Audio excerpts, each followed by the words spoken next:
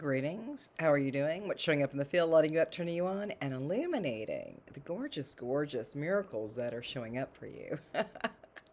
so, I just really want to acknowledge my beautiful juicing. I do this like every week. I create more juicing events, and we're going to talk about something else. But I really want to acknowledge how amazing it is because I was never a juicer. So the juicing I do, this is so great, is I do the cucumbers, maybe three or four cucumbers, the longer ones, and then also two or three stalks of celery.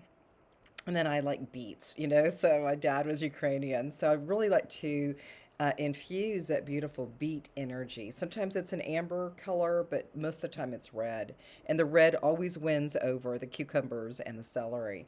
I just blend it up with my juicing, and then I have like different little containers that'll take it through, for a few days. So it's super fun. Okay, so that's the juicing part. But I also do a vegan protein powder. I put it in there with the juicing in a big blender, and then I put a ton of spinach in there.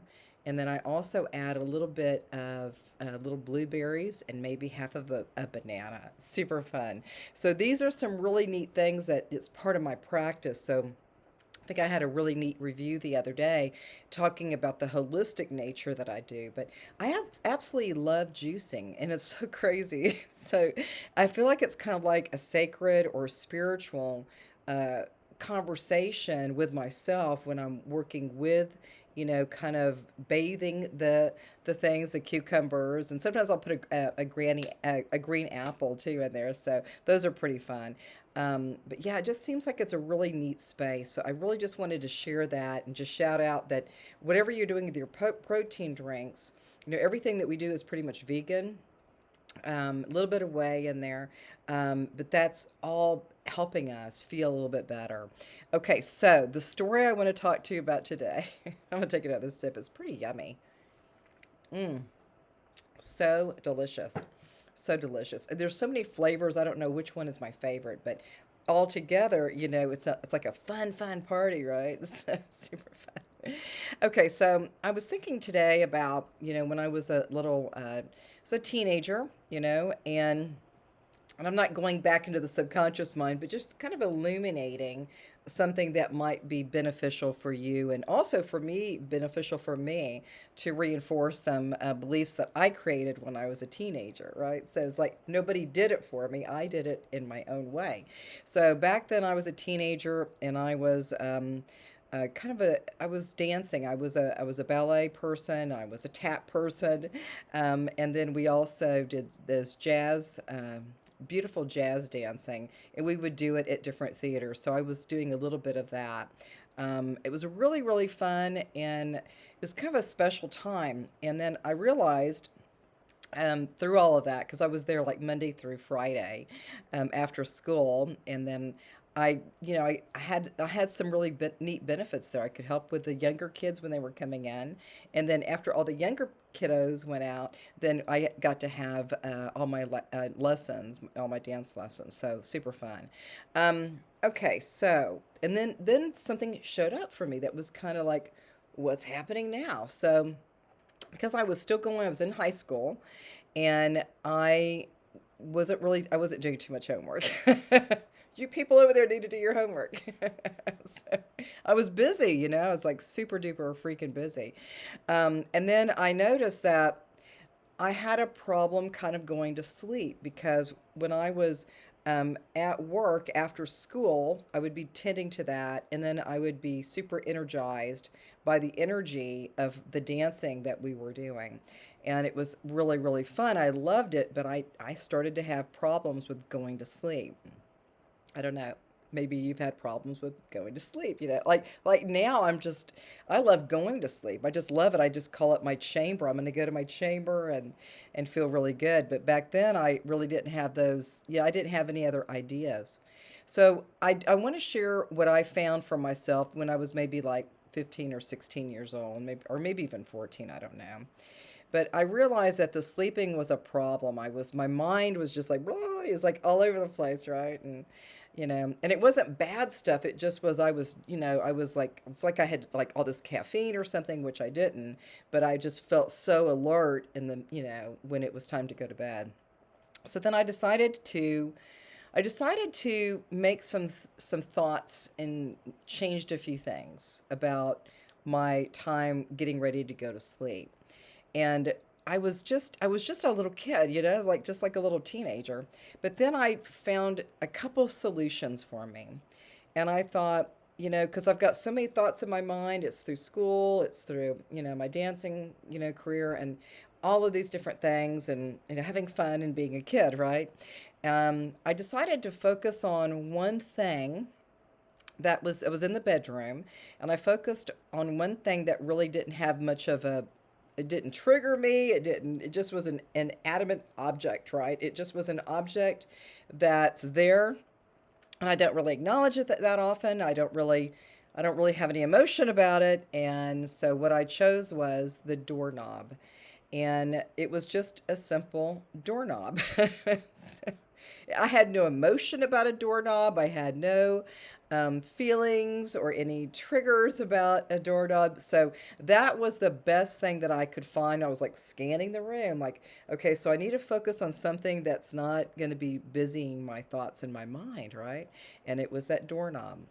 So that was the beginning of me going into a little bit of a space of acknowledging that some things are happening right for me, like right now, but I started to find some solutions that would help me.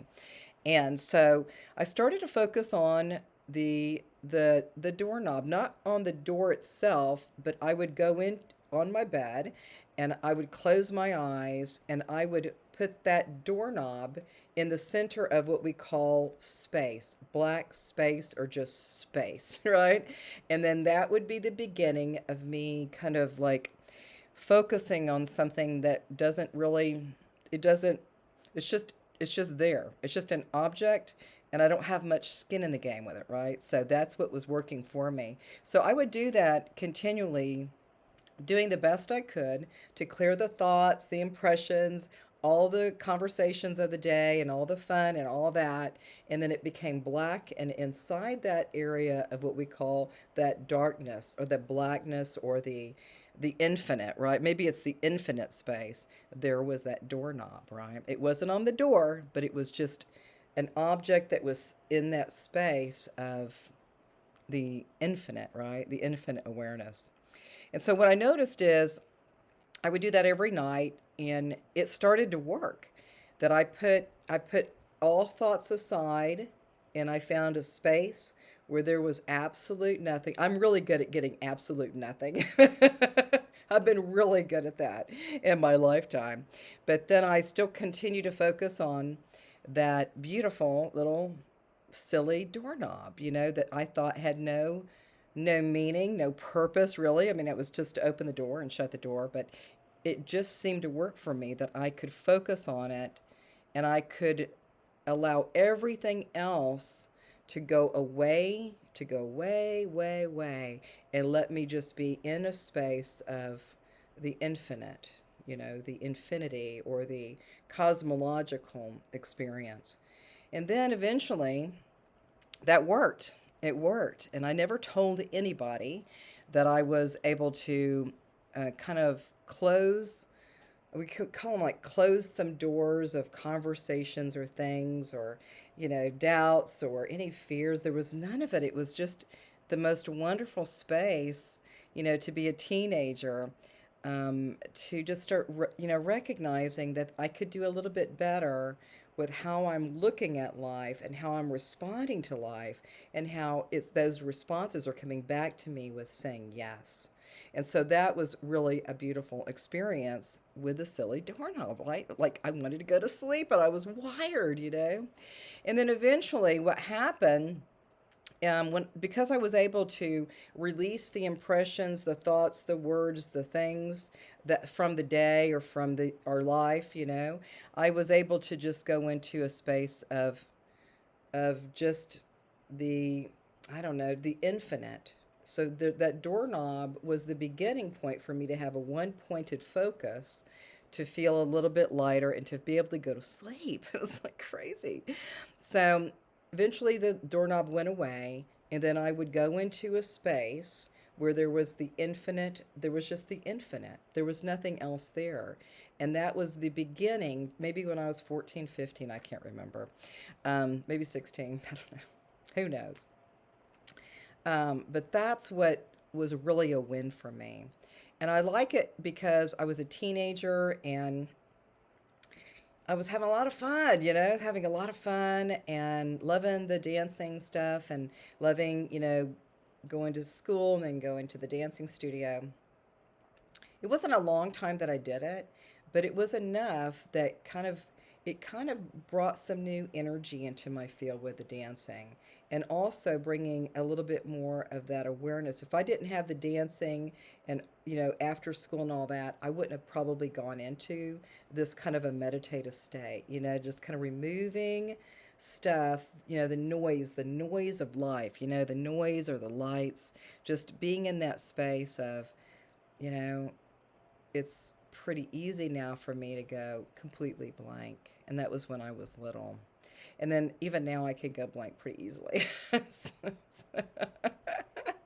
I kind of like it because I always feel like when I go to sleep now as an adult person, right? I don't know, because I'm an adult, is I just acknowledge that the qualities I had, with the dancing and with the schoolwork and trying to go to sleep, it just has continued in my lifetime to find a space, an ability, and the capacity to set everything else aside, right? Just to let it just set aside, and then go into a place that's right for your place of loving yourself, your space of beautiful kind of awarenesses of just being. Sometimes we're talking about all of the things we're doing, but that sense of being is probably with me when I was a teenager doing, these beautiful meditative pieces to relax and sleep beautifully, right?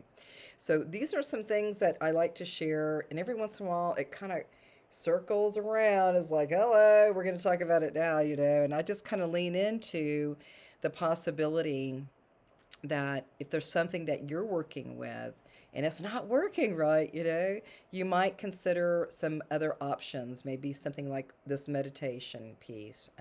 Even the juicing, the juicing that I do is like, I mean, it was like, it's so like sacred. I feel like I'm this, like a medicine woman who's getting all of these beautiful, organic, and sweet elements to enhance my health of my body, my the inner part of my body and the outer part of my body, and my skin, my largest organ.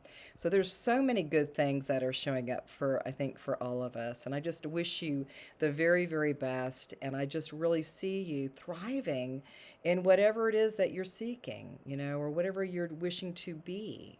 And so it could be that easy. I've just noticed, particularly with the juicing, I feel like my skin feels a little bit, I don't know, it just feels more soft or something. I don't know. And I feel a little bit lighter in the body with doing some of these practices with juicing and with those protein pieces. So this is protein. It's all it's kind of like vegan stuff, so it's pretty fun. I guess that's it. So whatever you're working with or whatever you're creating, and just let me know if you would like to have some assistance. Just, find some other options for you. I do the quantum healing hypnosis technique work. I do the Akashic records. I do psychic mediumship and a few other things. So it's super fun. So have a great day and namaste.